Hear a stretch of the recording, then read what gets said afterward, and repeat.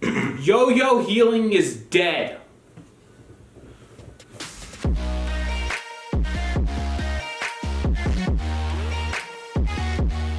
Hey gang, I'm Will. And Chase is who I am, and welcome back to That's Just WAC. So, if you are in the Dungeons & Dragons community, you might not know. You've had a hard year.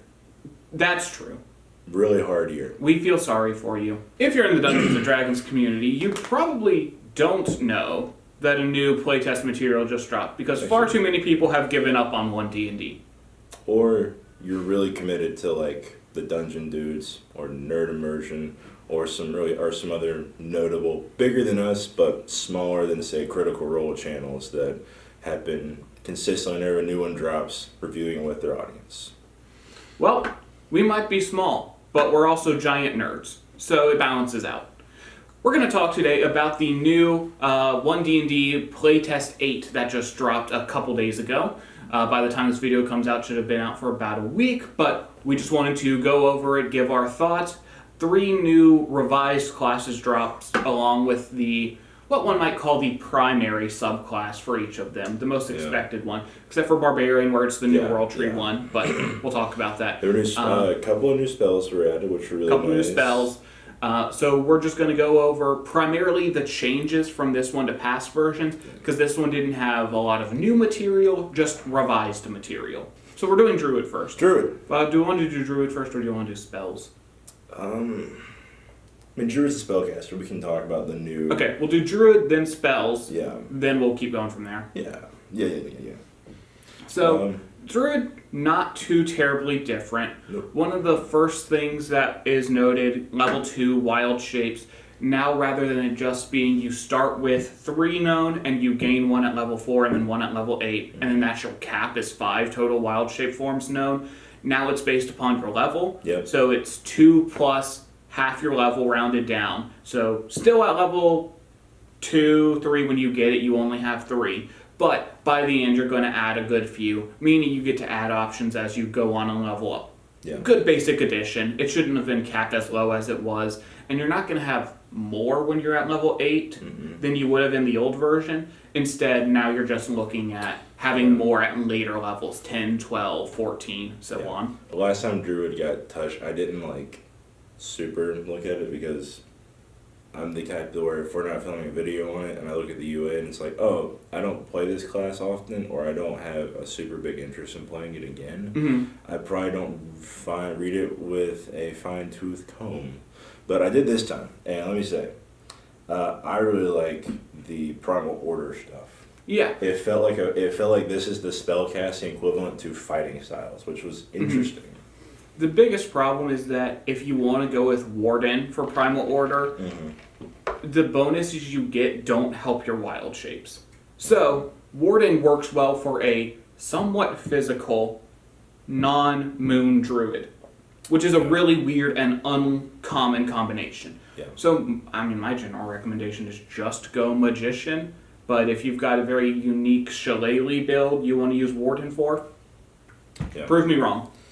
Yeah, I mean, and also, getting medium armor when you're a spellcaster is pretty nice, especially if your class typically only gets light and shields at most. Yeah.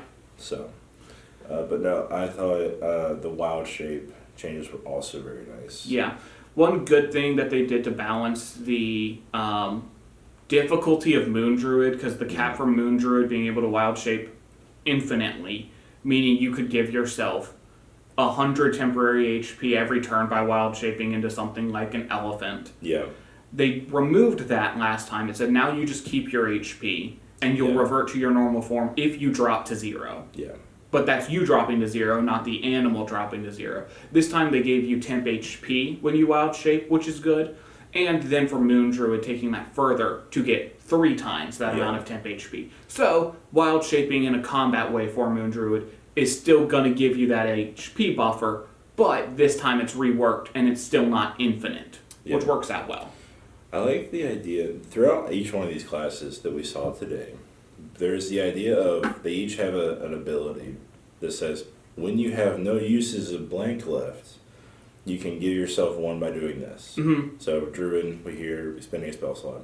The others are more combat based. We'll get into that. Elemental Fury was a very fun one. Yeah, Elemental Fury hasn't changed since playtest 6, Yeah. but it is still really good to be able to either, okay, you're a caster, add your wisdom modifier, or for your moon druids, for your wardens, Yeah. get the elemental damage, and then the improved Elemental Fury even further at level 15 is a nice addition. And I definitely didn't read it the first time I read this as Elemental Furry. I definitely didn't. You absolutely would. Anyone who says that is a liar. You're kind of silly goofy right now, alright? I will sue them for slander. But no, I mean, the improved Elemental Fury works really well with Moon Druid, and we'll talk about, honestly, how crazy Moon Druid's gotten with this, because they've offset the infinite temporary HP with some insane combat ability that's coming with this. Because you still have the higher cap of 3 times for your, the CR for what you can become, so that's great. Yeah. I'm still not a fan of the level 20 cap for Druid. It still needs some work. I mean, right now it's still not where we want it to be. Circle of the Moon is really cool. Yeah. The lunar form of extra radiant damage. That's one of the big things people are gonna be drawn to with like. It's really cool, and I like that they reworked now giving us circle spells that you can always cast in wild shape. Yeah. That makes sense. I like that some of it was healing. Yes. And this time they pulled back on the dependency on Moonbeam. Like a lot of Circle of the Moon became Moonbeam for some reason in the 5e or in the 6th playtest. Yeah. This one pulls back on that. You still get it and can always cast it, but there's not abilities that further that. So I kind of appreciated that. They do get some cool teleporting abilities now. Yeah. That's pretty interesting. Wild Shape Polar Bear is now going to Omaiwa Mumo Shindaru, which is great. As for armor class, you're now looking at an armor class as a druid that's going to be better than beasts typically get, which is actually kind of crazy because it's now 13 plus your wisdom, which if you're a druid at any level above 8, you should be looking at capped. Yeah. So you're going to be rocking an 18 armor class for every wild shape you have. That's pretty decent. I was worried for a moment that's like, oh, but that's not very high. It's good, but it's not super high. What if beasts are higher? There's like not a single beast in the game with an armor class above an 18. Wisdom modifier to con saving throws is pretty cool. Yeah, they've now made concentration in wild shape. If you want to concentrate on a spell as a druid, your best bet is to be a moon druid. Yeah. Which is hilarious to me. I mean, you throw they call it out at some point. I remember of like casting chain lightning or something like that where it's concentration and you can still on your turn. Oh, I attack with my claws. I bonus action. Bam. Yeah. Drop lightning. Drop lightning. Let me think of call lightning. Anyway. Call lightning. But yeah, ultimately, what this means for our druid, it's good improvements, not perfect, but I liked some of the changes they made. They've worked wild shape into a better form. It just means now that your wild shaped creatures, your beasts like a polar bear that can make 2 attacks, they get their normal 2 attacks, and then both of them get a d10 of radiant damage from the lunar stuff, and then all attacks are actually all radiant damage because you can just replace your damage with radiant to avoid resistance. So you're not going to help fight any celestials, but everything else you should be pretty decent on. Yeah. And then one of your 2 attacks also gets an extra 2d6 whatever elemental damage type you want. That's always fun.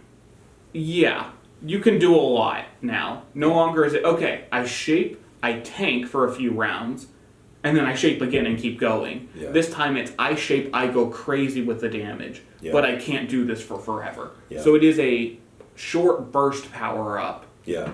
If enemies are actually attacking you, rather than the long form, I'm going to keep on wild shaping and keep the super high HP up so that I'm constantly going. Yeah. But the fact that you can do all that while concentrating on a spell. Yeah. Druid kind of got broken. The word for this video is power creep. And even though we no longer have infinite wild shapes for the Moon Druid going absolutely crazy, the power creep is real still. It is. Because they can do way more damage now. Now, let's talk about spells really quick. More specifically, the ones that got noted. Yo-yo healing is dead.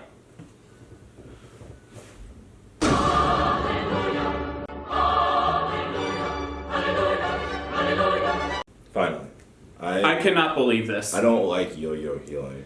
We are out of the woods. Basically, every notable healing spell from 5th level and lower had its healing amount doubled. Yeah.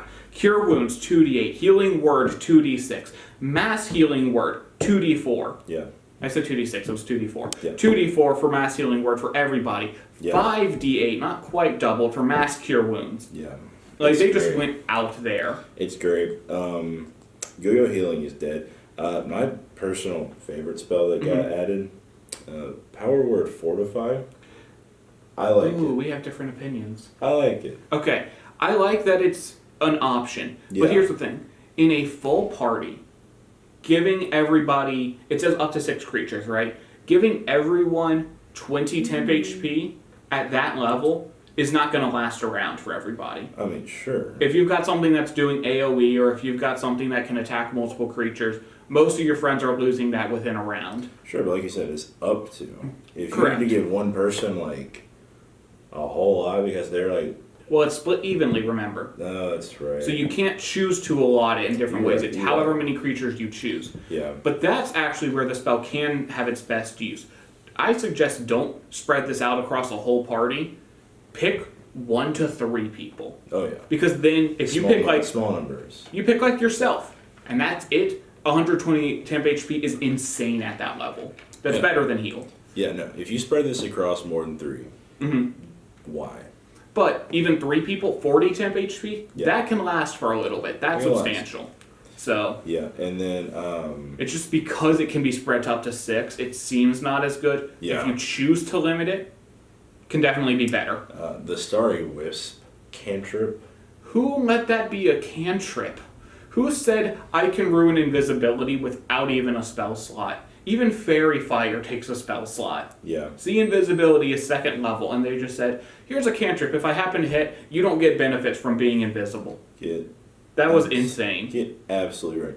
What's crazy to me is that it's Druid and Bard. Bards, I know the joke is vicious mockery. Vicious mockery. It's all they got. But like, you got a D8 now, and that D8 can just shut down invisibility, and it gets upgraded to max 4d8 for just no spell slot. That's pretty great. It's a ranged spell attack too, which is always, in my opinion, for cantrips, way better than a saving throw cantrip. If this was a saving throw cantrip, it would be a lot more balanced, but it's not. Right.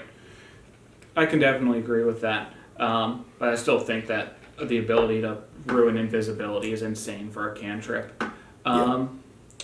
Healing went all the way up. I did want to note that at this point, I'd probably argue that Healing Word is the better take than Cure Wounds. Because Cure Wounds is going to average 9 plus your modifier. Healing Word's going to be 5 plus your modifier. The gap actually grows, but if you can get 5 plus your modifier and your modifier is high, the fact that you can do that as a bonus action at range, that's like good healing for bonus action at range. Cure Wounds for another 4 health, but having to be melee and taking a full action, probably not as worth it, unless you've got something else you want to do with your bonus action. So but spells, I mean, they note that the Conjure spells have been redesigned to be different from Tasha's. So the Tasha spells were great. I liked that it was summon 1 relatively powerful creature for the spell you're using with unique abilities, and you pick one of like 3 different forms.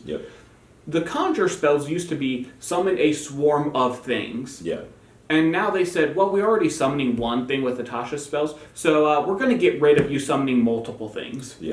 If all these changes have been made, I think there is now, except for maybe a few rare instances, maybe like Xanathar spells, there aren't spells that summon more than 1 creature.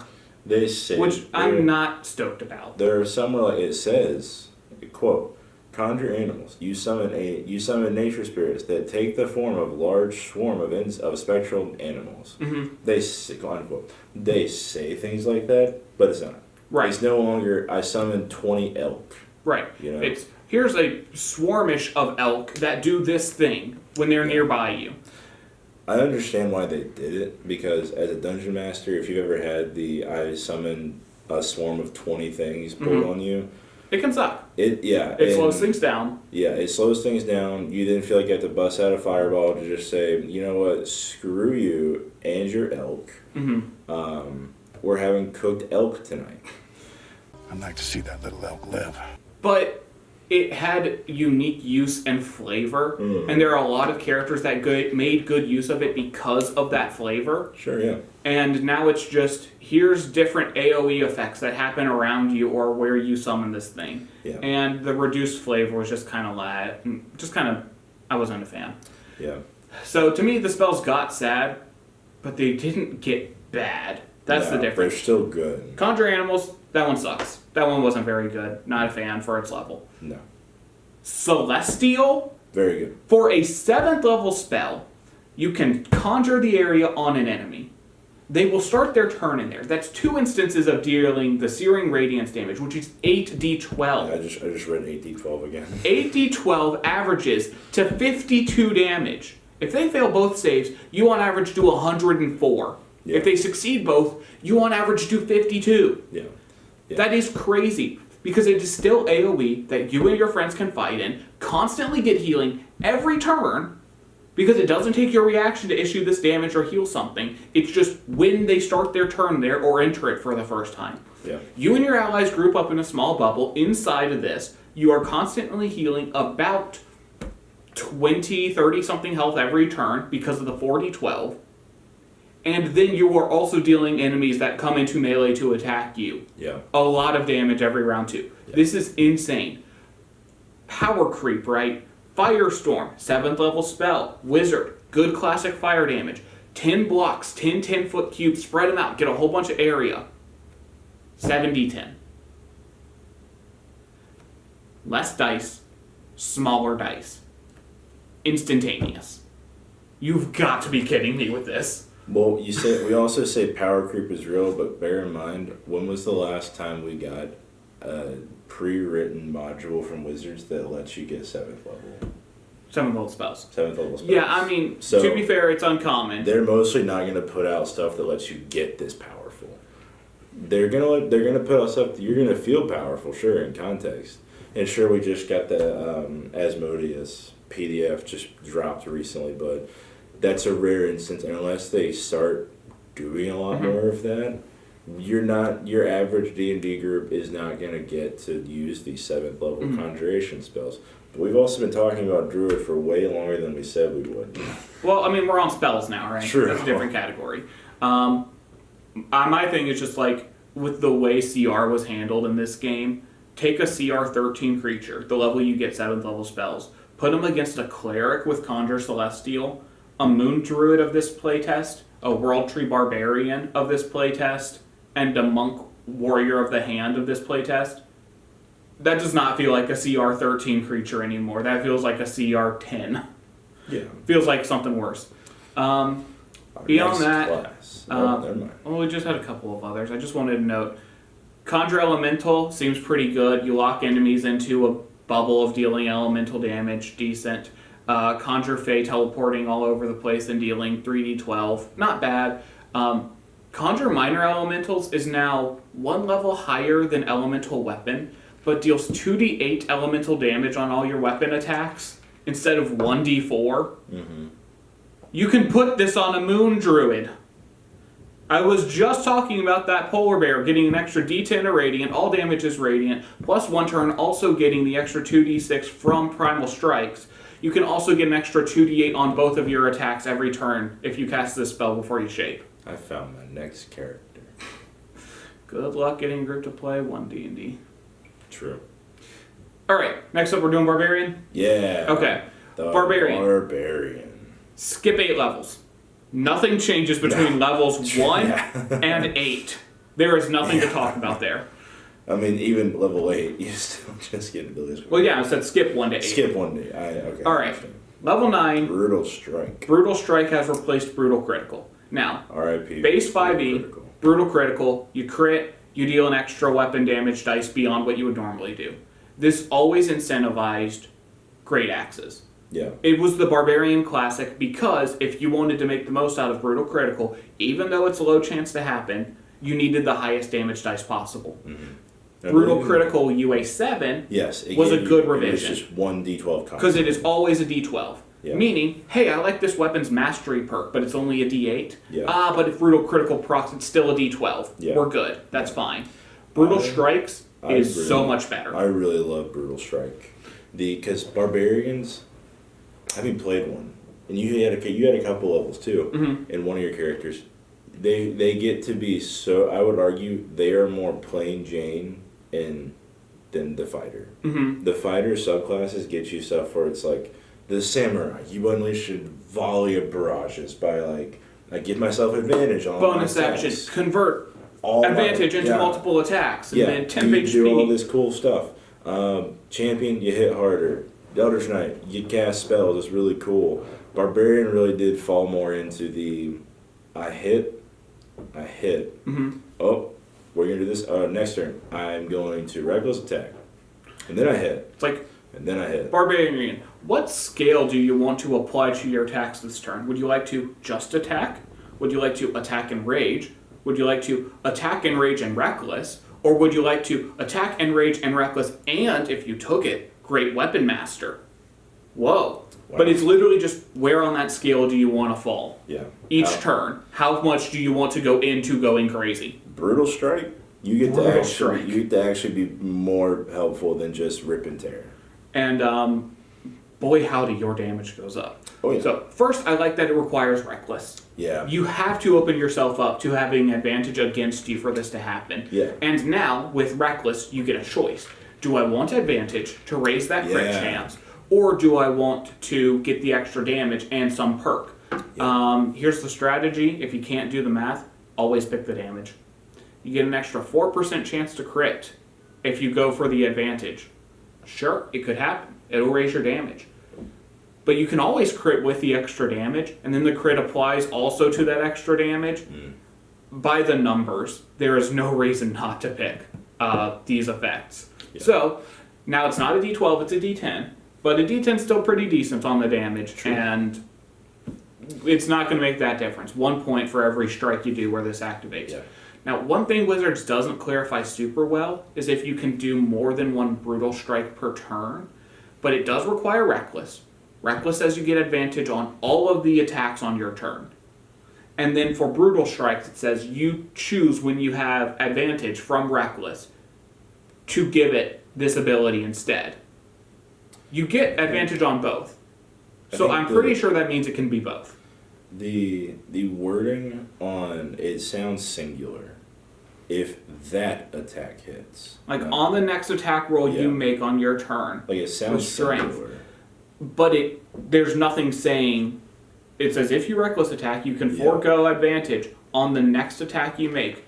But it's like, okay, cool, I have reckless attacked. I can forego advantage on the next one too? I think their Wizards needs to clarify that one. I think their intent is how I understand it with the usage of singular words to describe your attacks is when they say on your next roll, that means the first on your turn. You know? I mean, it makes sense. Like that's what it sounds like to me. That sounds like what they're intending, because being able to, let's say your target for, if you're a hamstring blow type person and your enemy has a 30-foot movement speed and you just say, you go nowhere now. Yeah.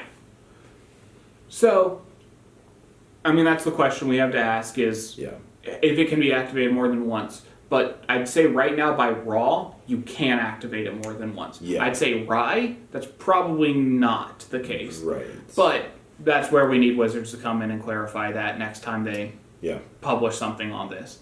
So, we don't know, but... Regaining one expended rage on a short rest is pretty nice. I mean, yeah. If you're nice little bonus. If you're trudging through the jungles of Chult and not getting long rests all the time, being able to get at least one on a short rest is pretty nice. As for what you get for your Brutal Strike options, the fact that there's no save for the push, and it also doesn't specify size, you just hit a dragon and you can just choose to push him back 15 feet. Yeah, of course. Okay, sure. Why not? Wild. How about instead, you reduce their speed and run away?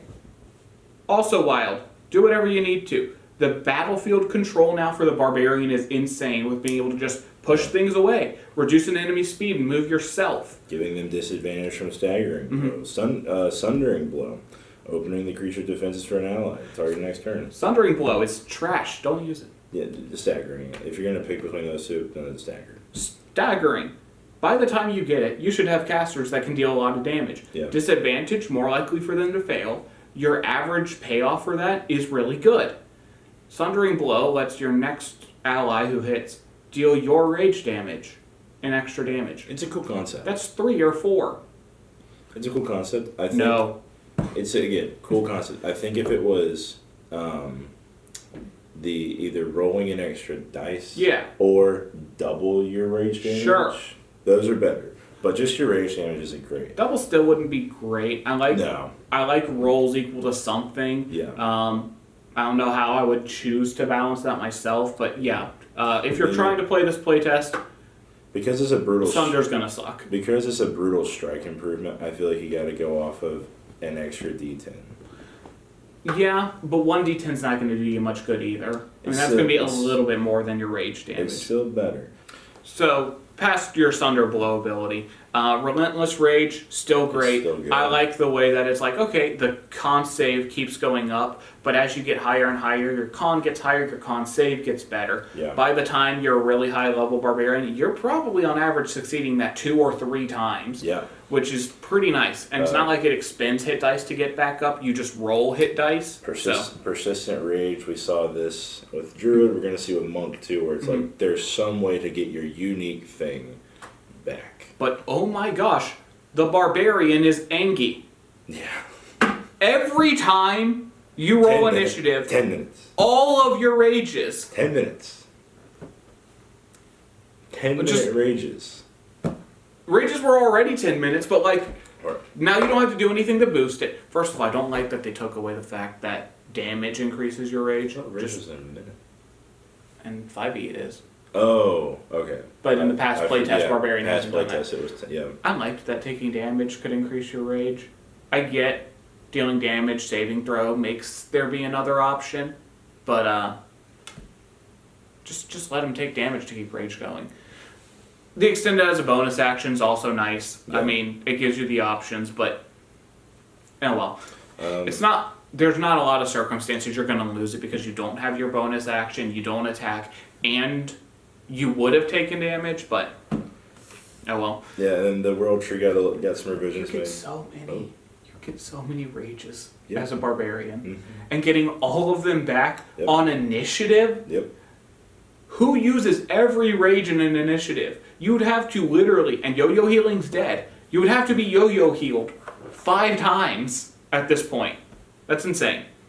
But yeah, Brutal Strike, if it can be activated more than once, the average damage you get is kind of insane. Yeah. If you can't use it more than once, it balances out a little bit, but by my numbers, you can deal an average of like 50 damage per turn with a long sword. If you do Brutal Strike twice on your turn with Cap Strength and Rage, which is pretty insane for a martial, so. But World Tree got some buffs. We didn't talk about the cap.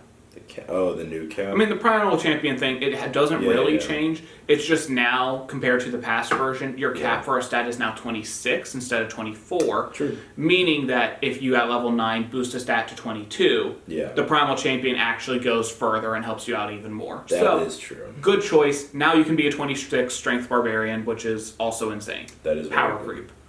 But again, how often are we getting to level 20? World Tree, level 3 doesn't change much. Yeah. They note that the tree that you get more temp HP. Yeah. Branches now activate the starter creature's turn instead of the end. That's nice. The range is increased to 30 feet. Also nice. Can choose to reduce the speed of a teleport creature to 0. Pretty nice. They really did decide, hey, Barbarian, you want to be battlefield control? Yeah. Hey, World Tree Barbarian, you want to be the best battlefield control? Battering roots increase range only during your turn and only for weapons with specific properties. Yeah, So, it has to be heavy or versatile, which is fair. Yeah. Once again, you are incentivized as a Barbarian to pick those. You always were, but now it just a little bit in this regard. Yeah.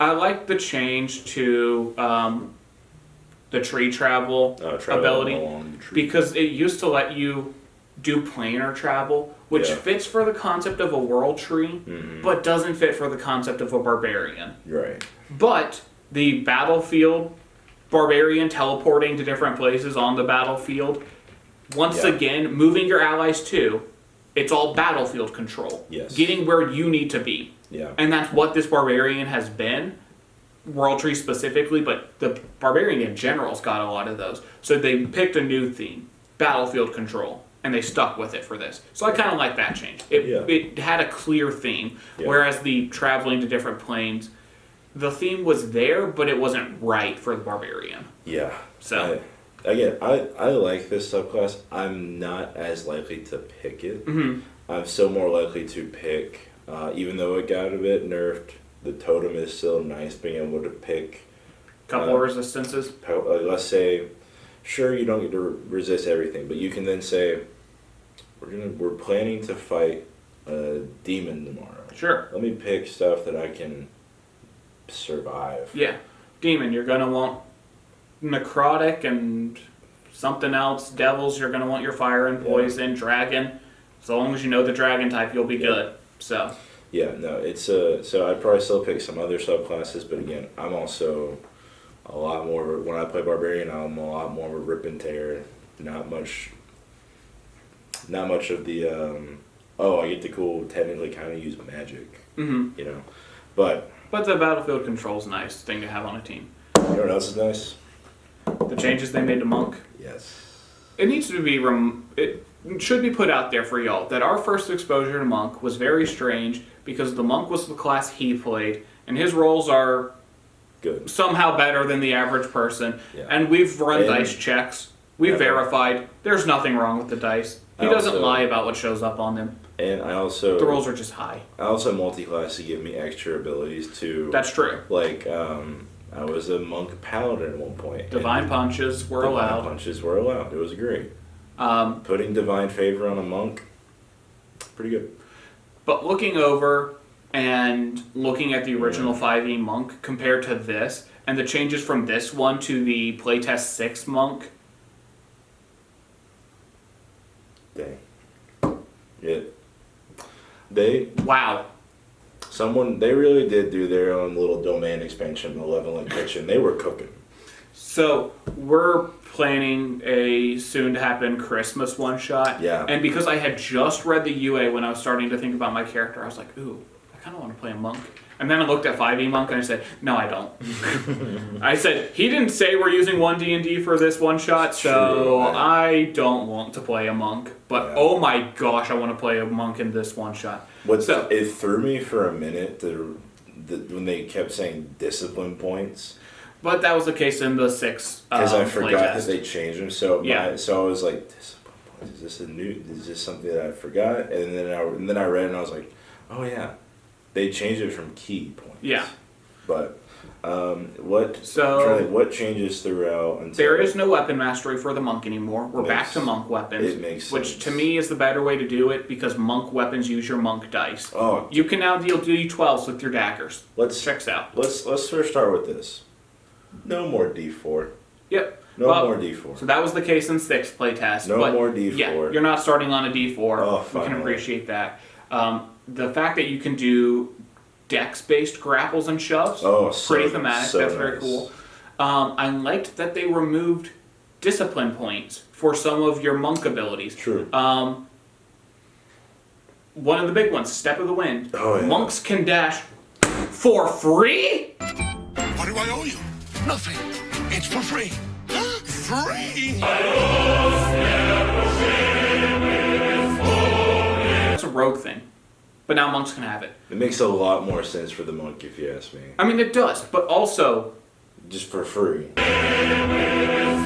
The monk, with its increased movement speed, dashing for free. If you don't have a plan for your bonus action, I mean, your movement speed's out the wazoo immediately, with no discipline points. Yeah. The fact that you now have a once per day regain of all your discipline points at level 2 is great. And in the 6e version, it took you taking a 1 minute short rest to do. Yeah. But now you can just do it as you choose when you roll initiative. Meaning, you get ambushed somewhere in a dungeon and you haven't taken your short rest. Use it then. You are saving up for the final fight, and you don't think you've got a chance to get a rest. Save it for then. You can have that stock of discipline points once per day whenever you need them, and they come all back, which is great. Deflect attacks is also very nice. Oh my gosh, monks are one of the tankiest classes now. Because it never made sense to me. Like, when you watch... We're nerds, you should know this by now. When you watch, like, Jujutsu... I'm big on Jujutsu Kaisen right now. When you watch Yuji throwing hands with Mahito or Gojo throwing hands with that guy from Jujutsu Kaisen Zero... Yeah, that guy. That guy with the guy who was dripped out to the max for some reason. You know the guy. You know the guy, the one that we all made fun of because we said it was a certain R word that we can't say on YouTube. But you always picture, or like even Dragon Ball, the moving of the fast hand, blocking all the attacks. You can do that now. Right. You don't have to be like, hey, Dungeon Master, can I like somehow block? Can I use my reaction? You just do it. Right. You can do it. So it's like, okay. Oh, it's nice. First of all, monks get one of the highest armor classes without needing any equipment. If you cap your Dex and Wisdom, pretty easy to do if you pick the right race. Yeah. There's 20. Super easy. Now, you have that. You have Evasion for elemental damage incoming. Yeah. It's like, okay, what are you weak to? Saving throws that aren't Dex. Intelligence, Wisdom, Charisma. Oh, you have proficiency in those once you have Diamond Soul, or whatever it got renamed to. So yeah, what are your weaknesses? I guess if you get hit with a physical attack, you can't deflect like fire if it's a physical attack. Oh wait, deflect energy. Screw you. Eventually, deflect attacks gets better. Yeah. And you can do that for any damage type. This is insane. How is the monk one of the tankiest classes? And then one thing that I really loved, look, if you've ever played a monk and you get your stunning strike off and it works, it feels great. Oh gosh, it's incredible. But when you don't get it to work, you feel like you've wasted your turn a little bit. Even if you dealt some pretty consistent punch damage and you're getting on the enemy's nerves, like, it feels like, man, my cool thing didn't work. But now you have that extra security blanket, security net of, I still get to deal extra force damage. I honestly think it should have been an option. Because here's the thing. There's going to be those cases where you actually would prefer just that little bit of chip. It's another martial arts dice plus your wisdom modifier. So if your wisdom modifier is good, that can be an extra 7, 10, upwards of like 15 damage once you have higher level dice. Yeah. There's reason to just actually pick that sometimes. So if they're going to give it as a, when they succeed the save, you at least get this. It should be, you can choose to do this or force them to make a save. Yeah. If they succeed the save, this still happens anyways. Yeah. I think, and then obviously... But it's still a great addition to have. And then monks who try to spam Stunning Strike, you now get more damage for trying to spam Stunning Strike. So... level 10... Self-restoration. Self-restoration's a thing. It was already there. Heightened discipline is sick. Screw the haters. I love heightened discipline. Every single one of your primary monk abilities that you can do with your discipline points just gets better. Here's a third punch for your flurry of blows. Yeah. Patient defense, you actually temp HP. You heal a little bit. And then if you're going to Step of the Wind, bring someone else with you if they're willing. Throwback to start of Out of the Abyss. Character with 30-foot movement speed. Character with monk, dash, boots of speed. With like 200-something movement speed. And we said, hey, this person should get over here to be able to attack this guy.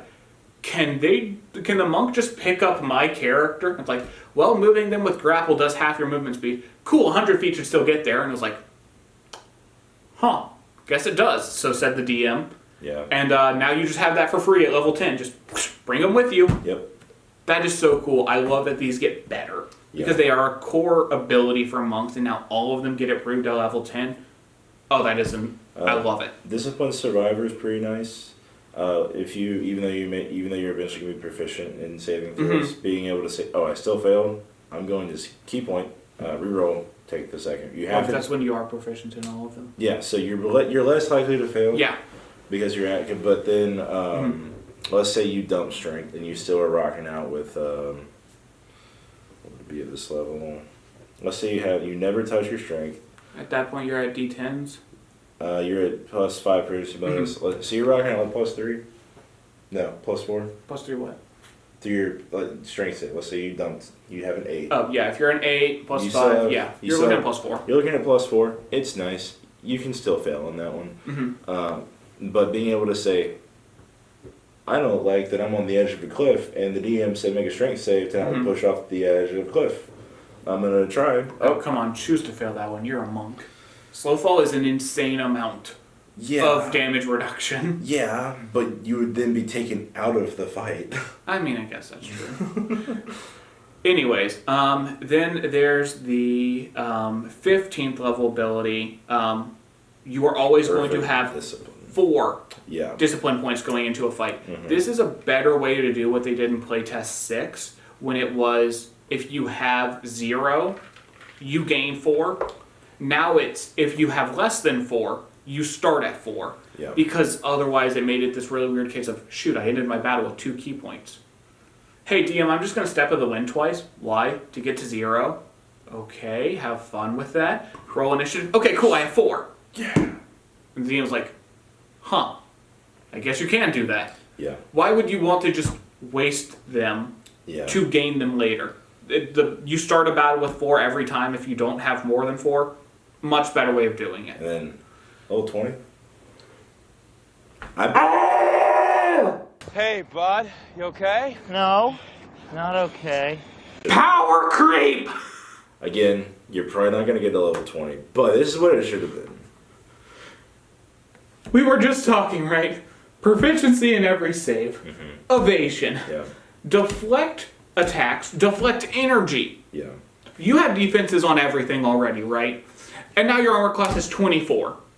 You know, maybe I'm just thinking about Jujutsu Kaisen too much. I feel like someone on Wizards team really just said, man. And of course, if you increase your dex at level 19 to 22 with the revised ability score improvements, you're actually looking at a 25 armor class. Anyway, it really does feel like someone really said, man, you know that Satoru Gojo guy that everyone sips over on the internet? What if we just made the monk class how to play Satoru Gojo? If I'm ever invited to a 1D&D one-shot, Yeah. I'm playing this monk. Yeah. Oh my gosh, 25 armor class, proficiency in every save, evasion, deflect attacks, deflect energy. I don't think you die. So long as your con is decent enough that you can't be killed by power word kill. Yeah. If you have somebody to heal you if you start to get low to stay above that range, I just don't see what you do here. I agree. This is the best monk has ever been. Yeah. And Wizards, I understand if you're going to change it. This is very powerful. Monk fans, stay eating. I understand if this gets nerfed a tiny bit for the next playtest, but this is a great moment for monk fans. And then there's the Warrior of the Hand. It's Addle's now going to stop opportunity attacks, but not other reactions. Yep. But it doesn't have a save.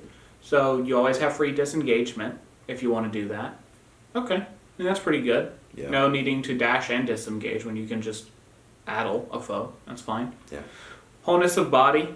It's nice. Doesn't require discipline points. Pretty nice. But it's limited by wisdom. It was dumb in That Playtest stinks. 6 when you had to use DP, and it required limited uses by wisdom. This is a based change. Good choice. Step of the Wind is now free with another bonus action. I mean, you already were dashing for free, but now you're also getting the other Step of the Wind benefits for free. It's pretty And cool. remember how Step of the Wind now lets you bring someone with you? Yep. You can do this with literally any bonus action. If you just use your bonus action to make a single unarmed attack, you grab your friend and run 200 feet away. Yep. Dash, disengage, double jump distance with one punch bonus action. Yeah. Your And bring someone else with you. The palm do be staying quivering though. My thing is, was Quivering Palm really so strong that they had to nerf it? They took away the plus your monk damage, monk level and damage. I don't think for a 17th level ability, and this one requires 4 discipline points when the old version required 3. Yeah. So they made it cost more points and reduce its damage. I just didn't think that the old ability was strong enough to nerf, and then they double nerfed it. Yeah, I mean, it's still powerful because, like, again, 10 d12 damage, but it is a fail. It is a saving throw. so they could have as much on a success. So I understand why they nerfed it a little bit, but it is still pretty good. The ability to, that guy we fought a couple days ago, 10d12, got him. Is he dead? It definitely does have that perk, but does it tell you if you know if they? I don't drop? think so. Okay, so you can set up a quivering palm on somebody, let them go free about their lives, hit them with it 3 days later, and you won't have a clue if they died or not. Hear me out. Hear me out for a cool character concept, though. The serial killer monk. He hangs out in bars and taverns, pretends to get drunk inside a bar fight. This is a great villain, maybe. But they, hit him with a little quivering palm action, and then it's like, they both get kicked out. Oh, sorry, go about your business. So a couple of days later, what happens to that guy? Pop. It's a great idea for a villain. If you're playing a one-shot soon, you can take that idea for a villain, because I think it's a pretty great little villain right there. Be the serial killer with evasion, 25 armor class. Yeah. Deflect attacks, deflect energy, and proficiency in all saves. You know what I have to say about all of these changes? That we should do a Jujutsu Kaisen video soon. Well, stay tuned. We are going to talk about the anime of this season, which for you is going to be Jujutsu Kaisen Spy Family. And Undead Unluck. You're watching that too. Shield Hero. All right, we're also watching Shield Hero. There's a lot coming out soon. There's a lot. That video will be coming out after this season finishes up, so stay tuned if you like anime. We say on a D&D video. Now, I think what really needs to be said about all these changes is that, really, that's just WAC. And we'll see you next time.